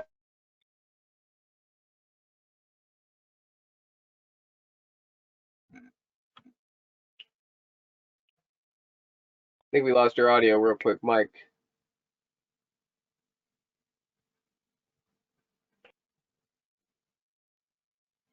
All right, I'm back. I saw I connected. So those things that we move in there. So we have special street fund transfers to debt service, sewer, et cetera. The yellow is the difference that's needed from the mill levy to pay our debt service. And again, as you see over the next 2 years, a good portion of debt has to be paid for with taxes. But as you move forward, it becomes less and less of the picture, assuming we continue to put into the fund the same amounts that we're putting in there now, or on the same projections. So the next slide takes that same information and assumes that we would issue $3.5 million in new debt in this current year, and that the way it was scheduled was assuming a very traditional model, that in the first year, you issue your debt in 2020, and then in 2021, you start making principal and interest payments straight off. More than likely, you would structure it a little bit different. You might use capitalized interest for that first year to take the peak out of it. But when we're projecting, we kind of take it from there. Again, what you see, however, is if you maintain you have gap in there, that if you had $1 million with your constant debt level, you have quite a bit of room in there to pay for debt and to not have as much of your mill levy necessary to pay for that debt. So in this particular screen, the yellow and blue would be mill levy or tax supported, and the green would continue to be supported from other resources. So on the next slide, what I want to point out here is the following. So today, of our total mill levy, about 77% of it goes to maintenance and operations, and 23% goes to interest and sinking. It is possible, and it is that your interest and sinking could go up and your M&O could come down. So even if you had the same mill levy, potentially the mix is different. And I will tell you that kind of on a broad basis, keeping your M&O to your INS at about a 65-35 split is considered reasonable. If your debt service starts getting into the 40s and 50% range, then you need to be taking a different look at it. So, we're in a very good shape as to how we mix it. The other thing, all of the projections that are in this presentation assume 96% collections. Budget-wise, we've always used 97%, and then an additional 2% goes to delinquent debt. So that's debt that's more than a year old. And we have historically met that level of collections and debt service. So this is even more conservative than what we would traditionally do in a given year. So these numbers use the 2020 base that we already have, and shows you that M&O would be about 2.36 million in INS, which is interest and sinking a little over 700,000. In reality, those numbers are higher in the budget and real collections because we again use 97 versus 96. We try to be very conservative in this presentation. So kind of to getting to the end here. So what this chart shows you is this.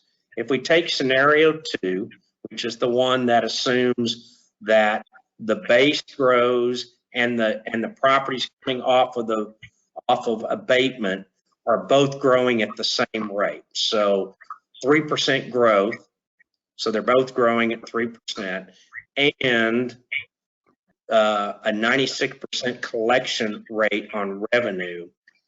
What you see there is it would assume in 2021 that we would generate about $787,000 in revenue, and we would have a gap of just a little bit over 27,000. So money that we could use for mill reductions or pay on capital. But you see in 2022, because of that quick drop in our debt service, that gap grows and it continues to grow. Now, as you get out there to 2025, 26, 27, we know we're going to have additional debt on the books in the future. So we'll pay off some, add some.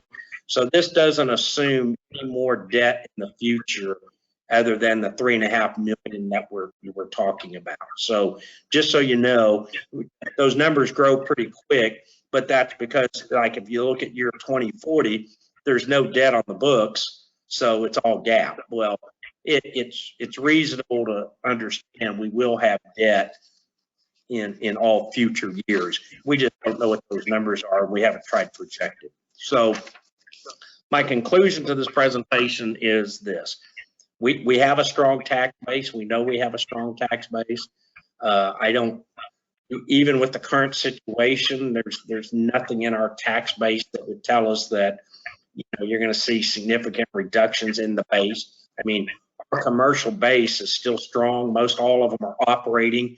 I mean, we only have one of our large commercial businesses that's not operating right now, and that's Herff Jones. That's basically around the schools. I've talked to them. They have a lot of business. They just have taken a position that if the schools aren't open right now, they're not going to be producing yearbooks and doing those things. We know we need debt if we're going to do our projects for Riverview Crossroads. That's the big one. And if you want to get the town center redevelopment project to the next level, then we likely will need debt for that, somewhere between $500,000 and $1 million. With what I've shown you and what the projections tell us, there's no reason we can't on our overall mill levy. Now, again, the mix may change. So the mill levy for operations may be, you know, instead of 77%, it may be 75 or 73 or 70, and the interest in sinking may be higher. But the overall mill levy should be able to be maintained or lowered from 2022 and beyond. Now, I'll give the caveat. I always say that, you know, when you lower mill levies or lower your revenues, it's hard to get it back. And I understand the political and the policy issues of trying to lower mill levies. But I think we always have to remember what is the level of services that we want and what type of community we want to build. And so with that, I will end my kind of formal presentation with this last quote of the night, which is, you know, the reason we're here tonight is because planning brings the future to the present, so we can do something about it now. So if we wait 6 months, we'll still be in the same place we are right now, or a year, we'll still be in the same place. So again, I think we have to continue to be thinking about the future, planning for the future. I know it's hard in kind of this current status we're in, but I think it's important, and that's why I kept it here. There's no real formal actions tonight. It's really to be thinking about this and understanding that, you know, we are going to have to come back to the council over the next few months with proposals on issuing debt, you know, to continue these projects that we have out there. So with that, I will end my presentation, and Mayor, I'll stand for questions. Okay, we'll go through the same routine. Chuck, Adams, do you have any questions? No questions at this time. Thank you, Mike. I appreciate the forward thinking. Thank you. Carolyn? I don't have any, thanks. Okay, thank you. Garrett? Still trying to get used to this tele-meeting. I have no comments to make on that other than it's very well prepared and presented. Mike, thank you so much. Thank you. Margaret? No comments at this time, and thank you, Mike, for putting that together for us. Thank you. I know it's a lot. I know it's a lot of information. And boy, wow, how was it ever? Yeah. And I know it takes some time to think. So. Okay. Okay, Chuck, any questions? Nothing at this time. Okay, thank you. And I have none other than to echo the comments. Mike, surely appreciate your tremendous efforts in working with things that are going to benefit the city, and hope they work out for us. Okay, the next items on the agenda will be advisory reports. So Mike, go ahead. Well, I think we probably covered most things. I would just like to again thank Zach for helping us get this meeting together. This is not an area that it is not my forte. I will say this is the first public meeting via computer I've ever been involved in.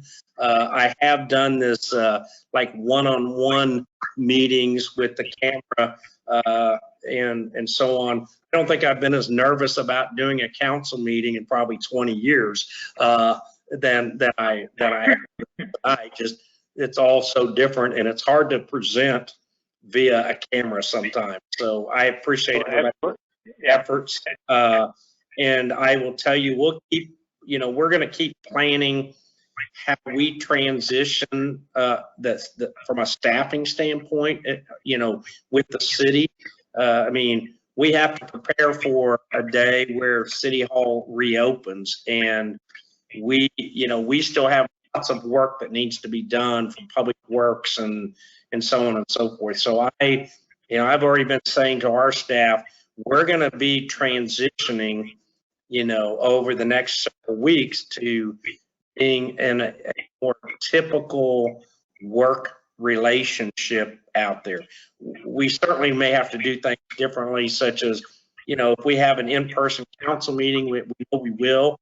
Well, we may have to work out how do we separate, people for a bit, and how we seat people in our council rooms. We're talking about how we do that with court, where, we typically have large turnouts for court.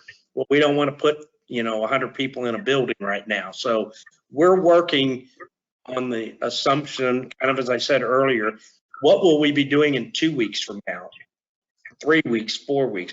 And that's what we're trying to focus our times on, as much as does the grass need to get mowed tomorrow at the park. So just so you all know, that's where I'm spending, my time, is how do we start thinking about that future when we are, whatever that normal is, how do we get there, and what steps do we need to take? And I think it's true, has been said around everyone.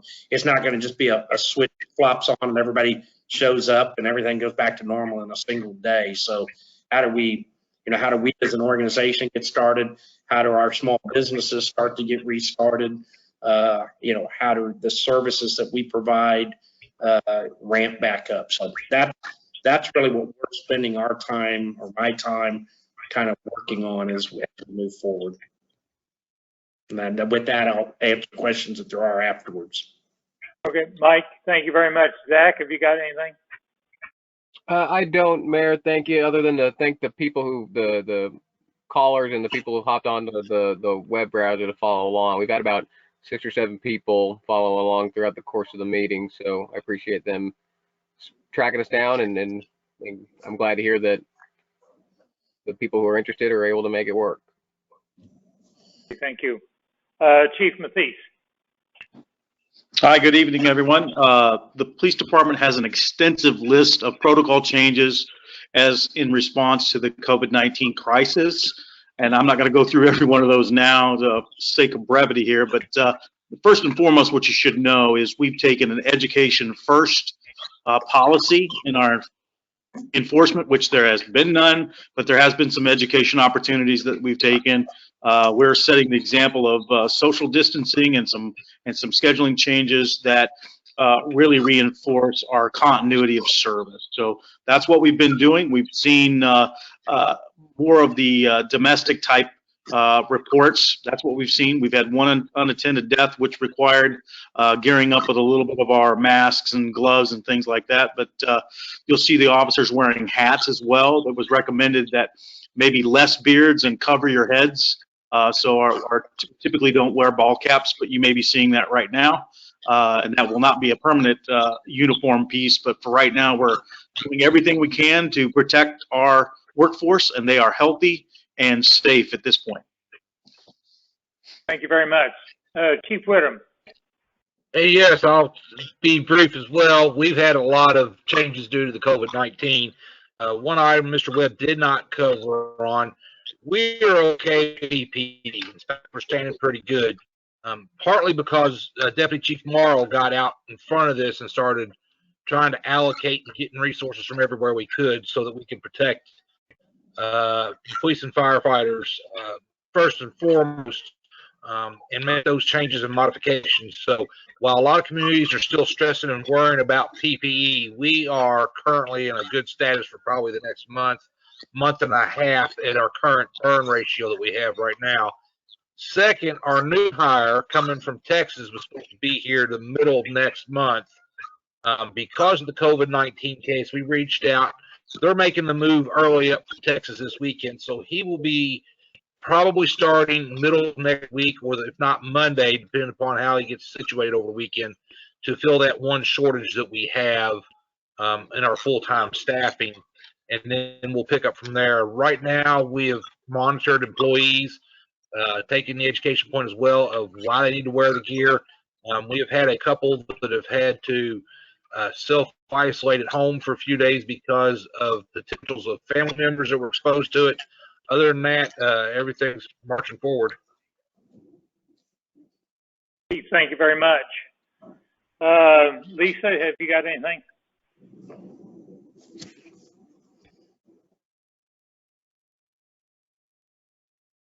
I think, yeah. I don't know. Dropped off again. Yeah, looks like we lost her. So. I think she may be having an issue with a microphone issue. It looks like she's been here for the meeting the whole time, but for some reason, okay. Okay, I don't think, Mayor, I don't think there's really any legal stuff okay to discuss at this time. Very good. Thank you, Mike. Yes, sir. Okay, we'll then move into the council. We'll start with you, Chuck Adams. A couple of different things. One is, Mike, can you give us an update on the public director or public works director? Yes, sir. I basically put that on hold. We were down to 3 candidates, and was probably leaning towards one. The intention was they were going to be coming in, meeting with our staff people, so department heads and staff, right about the time all of this happened and we started closing down City Hall. So we basically took the position to stop that hiring process, though I've stayed in contact with the candidates. All of them except one is employed at another location in Public Works, and so they're continuing to operate in their particular communities, probably dealing with the same things. As far as the second Public Works position, kind of the one we call building and grounds maintenance, we haven't filled that. We may review that. One of the benefits, so Gary, who was our full-time person who left and we filled his position, has been able to stay on part-time, and I've had him focused on the cemetery specifically. So last week he was up there, got all of our graves filled. Some of them needed just the regular dirt, but we got topsoil, we filled all those. He put seed on them. So we may have to review. I think the Public Works Director is almost an absolute. We may have to defer on this other hire depending on just some of the budget discussions that we have. Okay. The other thing is I ran into one of the landowners that is involved in the Riverview project, has property in that area. I ran into them at the hardware store last week, and he was very complimentary on the process, and I felt that it was a very fair, very friendly, a very user-friendly process. So he was more than happy with how things went. So you commend our team working on that. I will pass that along. That's good to hear. That's all I have, Mayor. Thank you. Okay, thank you. Carolyn? Hi guys, I just had a couple of things I was making notes of, and I'll try to be brief. One thing I wanted to mention, especially in folks ordering online, and Mike spoke about it earlier today, is when we're receiving those extra taxes and fees for people shipping into Edwardsville. I've noticed, and I've had some family notice as well, when they put in our zip code, and I have mentioned this before, it comes up Kansas City, Kansas. In fact, one time last week, it wouldn't even let us put in Edwardsville. It said it wasn't found. And so my concern is that if that's the default, that we're losing revenue there.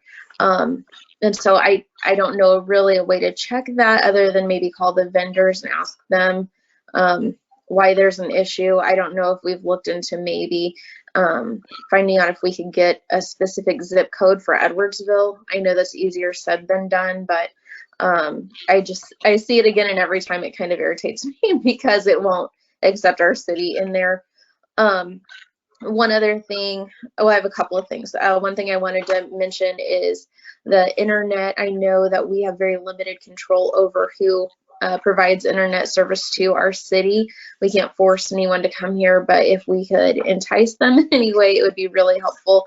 We've come across some similar situations where connection is an issue, or a steady connection has been quite an issue the last few weeks. As we're putting together plans for the town center project, I would just love to keep in mind a computer lab possibility, or a mini library possibility for that area for members of Edwardsville, especially students or seniors, to be able to come in and use computers and a good internet service to be able to do their work or homework. Not really sure how that looks yet, but I thought while we're planning out those buildings, it might be nice to look for a space for that as we're in the planning phase, instead of trying to squeeze it in later.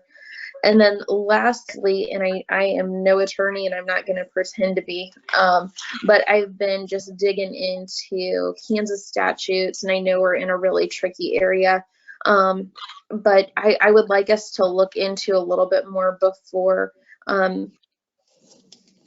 asking our officers to enforce county ordinances. In KSA 19-101A section 4, the city supersedes the county, and then in KSA 65-129B, that's specifically talking about infected individuals as it pertains to orders from the health department, whereas the orders coming out are affecting people who are not infected, but the general public. And so I just want to take a minute and maybe think about having the city step back for a second before asking our police officers to enforce county orders, and maybe leaving that to the sheriff's department, and encouraging our officers to keep doing as they have been and educating the community and keeping that relationship strong, so that our community is receptive to their communication and presence. And that is all I have. Mayor, I just a couple of quick comments there. So on the internet, you know, the challenge is density is really what drives that discussion. But I would note that, and maybe we can get more information and learn from them, but DeSoto and Spring Hill have both kind of had the same issue, probably DeSoto even more so than Spring Hill, about this discussion around public internet services. So where the city becomes kind of an active partner in that. You know, there's some pushback by some of the internet utilities, but that's something we can do some additional research on to see what they've done and what the issues have been and so on. So we'll work on that. And on the town hall and having a library and computer lab, we certainly have had those discussions and figuring out.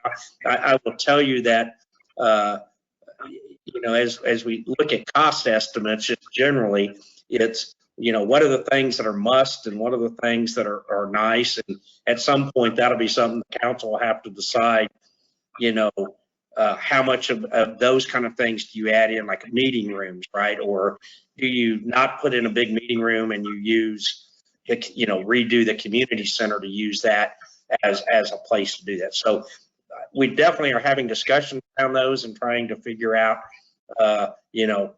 cost of space versus users, and it's an important discussion to have. So we'll keep that on. I don't know if they're still on. Kyle was on here, and Dave with KBS was on here. So hopefully they heard your comments.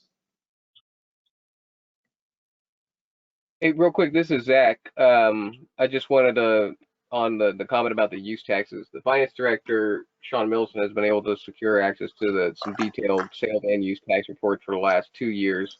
So I think we should, with that, because we're becoming, increasingly mindful of some of our revenue streams. And so we're taking a pretty deep dive into both of those areas. And I think that we should be, in essence, kind of performing an audit of the use tax sources that we got to see if we're missing out on any. So that's all going to feed into budget discussion as the year goes on, but we've got our eyes on those areas as well.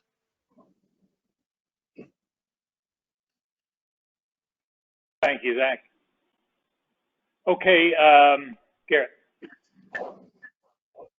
Wow, what a meeting. This is pretty cool. Learned a lot.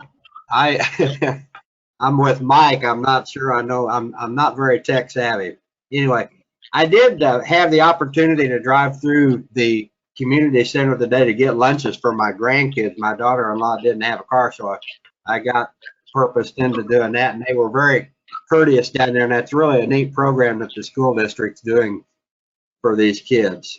And also, I wanted to mention the fire and police departments of Edwardsville. I think that we can really be proud of those two organizations.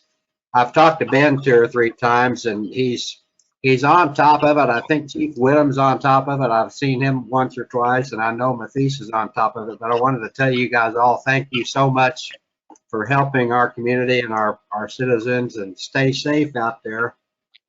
Stay strong and keep doing your jobs very well. And the last thing that I wanted to mention, since we didn't have a Pledge of Allegiance and all that kind of stuff this afternoon, or for the meeting, that we did lose a citizen this week, Connie Hadley. And I think that we should all, if anybody knew her, she was definitely an asset for Edwardsville. I worked with her on the planning commission in years past, and she was on the school board, and there's just 10,000 things that she did for the city of Edwardsville, and she will definitely be missed. I wanted to make sure that got on the record of the council meeting. And that's all I have. Garrett, thank you for your comments about Connie. I did not know that she had passed, so I appreciate your mentioning that. Yeah, she passed away last week. I think I can't remember what day, and I don't think it was Corona related, but I might be wrong on that. But anyway, we definitely lost a good advocate for the city of Edwardsville there. Oh, absolutely. She was a dynamite. Really was. Okay, very good. Thank you. Margaret? Yes, I would like to thank all of the staff as well. Like Garrett said, the fire department, police department, all of the administrative staff, everybody working so hard. This is just very, very trying times. I do have a question for Chief Whittam. I think I asked this last city council meeting, how many, if you keep track of the calls, the EMS fire calls that we go out and help Bonner with? Yes, ma'am. I don't have the numbers right in front of me, but they're minimal. We're probably aiding 4 or 5 times a month on both fire and EMS combined. You haven't seen that number rise with what's been going on the last several weeks? Well, we've not seen it. No, we've not seen that number rise. The only thing we've seen rise is their calls to us on mutual aid because of the reported number of structure fires we had in the city over the last 2 weeks. But as far as mutual aid responses over there, it's not a drastic increase. Ben just notified me via text that it's actually gone down a little bit. Oh, okay. Okay.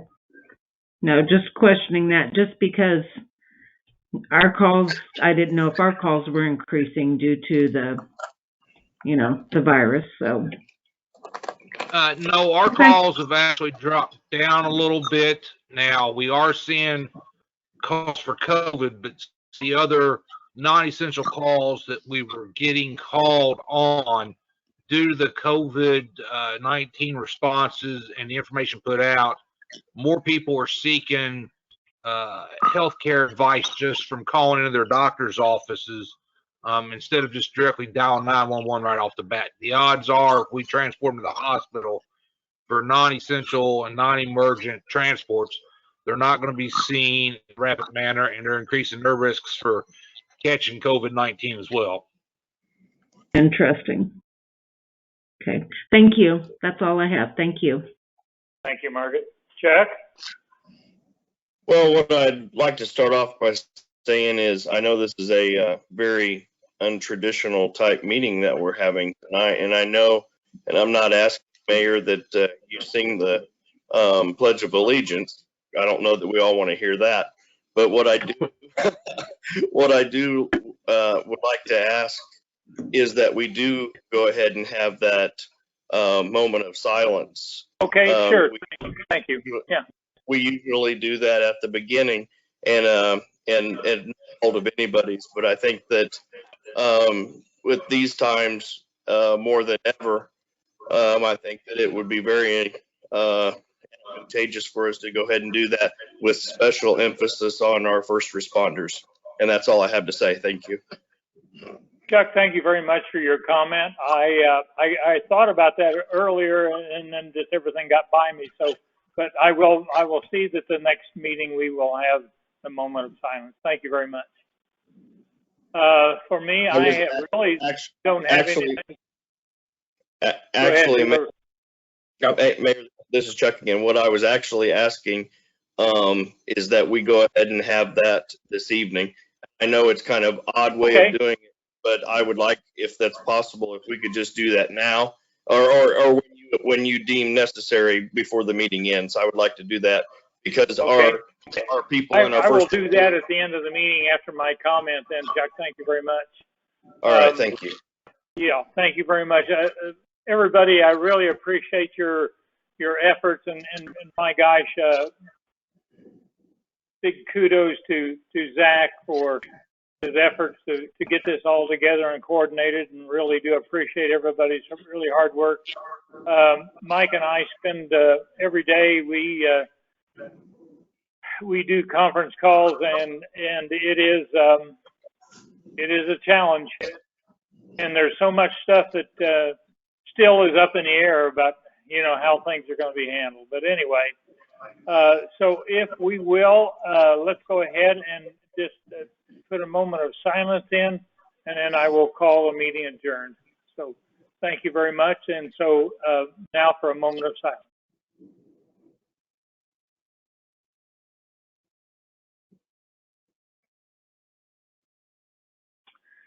Thank you very much, and look forward to our next conference call meeting.